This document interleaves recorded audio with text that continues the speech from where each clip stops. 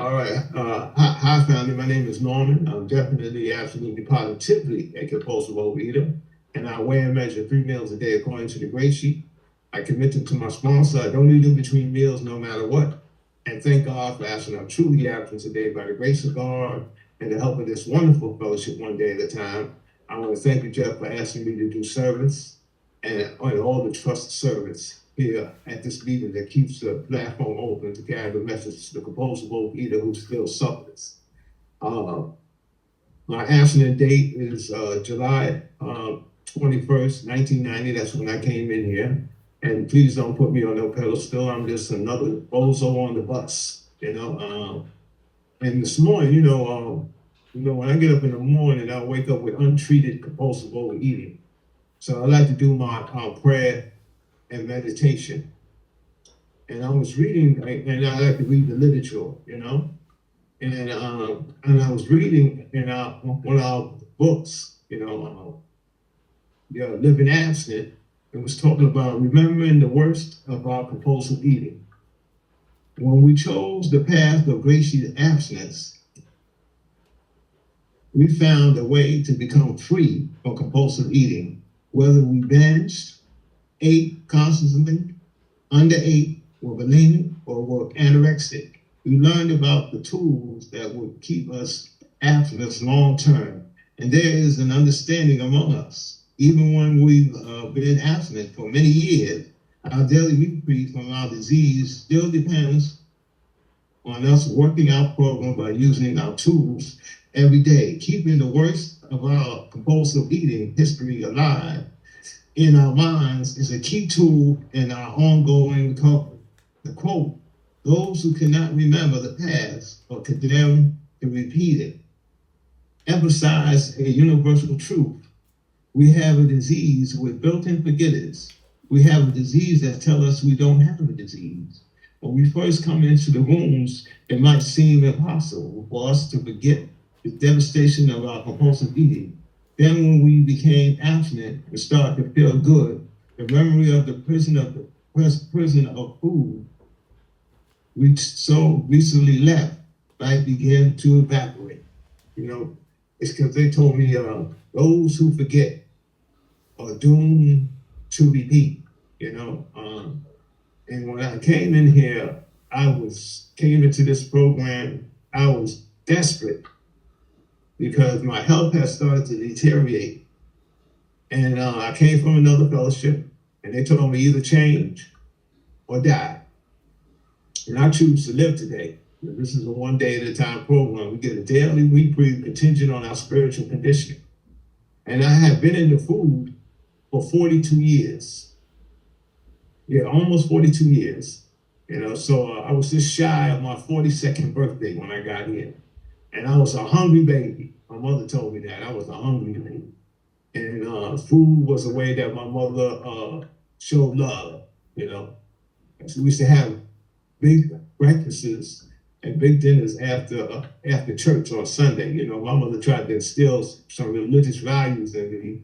But, once I got old enough, I wanted to do what the big boys did. I went into my own way. And while I was in my disease, the only prayer that I used was the foxhole prayer. Please, if you get me out of this morning, I won't do it again, So, so my journey here, so when I got here, I didn't know what to expect. I didn't know, I had a lot of fear. I didn't know what to expect, but I knew to identify and not compare, because I know I'm an addict. Food is just one of my drugs of choice. And it's, it was my best friend, my lover. It was all that.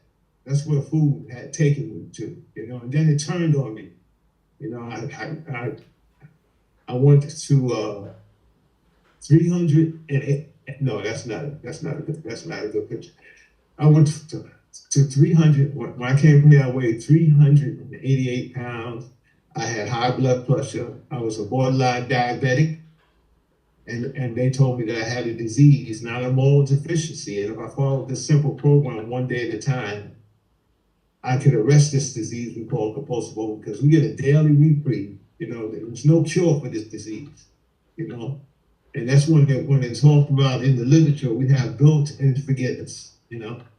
All of a sudden, I forget that, how it was like when I was out there, because, I couldn't stop.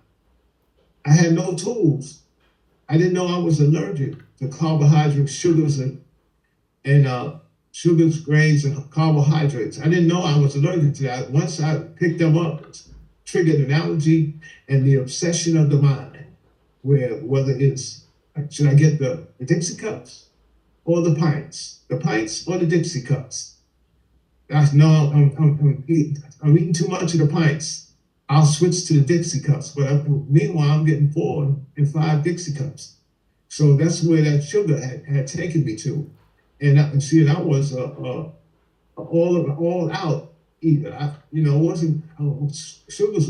It was just set it up, because I ate it all, just set it up, People used to invite me out on holidays just to see me eat because I could eat.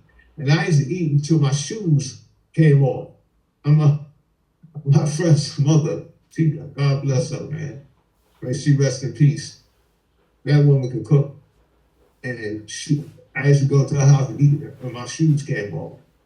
That's where she took me, because, I ate until it hurt, until, and then once it digests, I was back up at it again, man, and then when the fast food restaurants came out, I remember I went on, I had rented a car, and I rented it for 1 week, but I ended up keeping it for a whole month, and I took off work for about 3 weeks. I went on a 3-week vacation, and in that 3 weeks, I went on a 3-week run. I went to all the soul food restaurants in the Bronx and in Manhattan. And if anybody told me about something new, I was right there. And like I said, my health started to deteriorate, because diabetes runs in my family. It killed my mother and it killed my sister, the complications of diabetes, And here I was heading down that same path. And I needed help. And somebody suggested that I come to GreySheeters Anonymous. A good friend, that I had met in the rooms, told me about this fellowship. He told me that they were very serious about their program, and I came here and I met this guy named Little Bob. And Little Bob told me that the weight would come off like the rain falls, and it did. And I became this invisible person. I didn't know who the hell I was. I didn't know who that person was when I saw my reflection in the mirror. But as I kept coming to meetings, they told me to keep coming back. And I remember going out with Jeff. He took me out the first time that I ate at a restaurant. I went out with Jeff, took me out there. And I got married. I call relationships the Super Bowl of recovery. I got married in GreySheet. And, I've been married a little over 30 years, one day at a time. I retired from my job, almost 9 years retirement, But, I still got to work this program. Like I worked it when I got here. I still need this program. Because it's my thinking. That's why they told me to take the cotton out of my ears and put it in my mouth and learn to listen and listen to learn. They told me that my best thinking got me a seat up at GreySheeters Anonymous.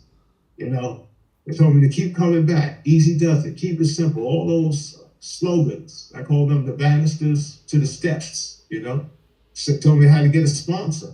The GreySheet came with a sponsor. Now a sponsor is somebody that can guide me through the program, I've gained weight in recovery because I had to watch what I put in my mouth. Because certain foods put weight on, so I had to work something out with my sponsor, And today I got it under control. Certain things I know I can't eat in abundance, certain gray sheet foods. So, I had to make changes in my food plan. So, and it helped. I wouldn't have been able to do that if I wasn't in the program. If I wasn't working this program one day at a time, I wouldn't have been able to do that because I had high blood pressure. And I talked to the doctor and I said, if I can work it out holistically, so I don't want to have to go on medication. And that's what I did. I worked it out holistically. I watched certain foods that I couldn't eat. Especially the processed foods because they're high in sodium. So those adjustments that I made. And that's where this program has taken me. It's given me a life beyond my, because I couldn't bend down and tie my shoes when I came here. I struggled to bend down and tie my shoes. I couldn't walk up a flight of steps without shortness of breath. I had to get the extension on the plane, all those things, and but I'm so grateful because my health is pretty good. I say I have my 2 hips replaced and they ain't working right, but I'm doing my stretching exercises, I'm getting on the bike, I'm doing all these things, to loosen them up so I can move. I just turned 76 in September, only but for the grace of God, and in the beginning, it told me that I was powerless. That first step says that I ate, my life became unmanageable, and I suffered. And when I got here, you told me that I needed some good orderly direction, that I had to get a higher power, that I had to admit complete defeat, and I had to come to believe, and the group was the one that gave me that hope, because I need to hear other people's experience on how they're working this program one day at a time. Norman, gentle time, 3 minutes left. Yeah. So I have to continue to come to meetings. Thank you. I have to continue to come to meetings, and I have to work the steps, because this is a threefold disease: physical, mental, and spiritual. And I have to work these steps.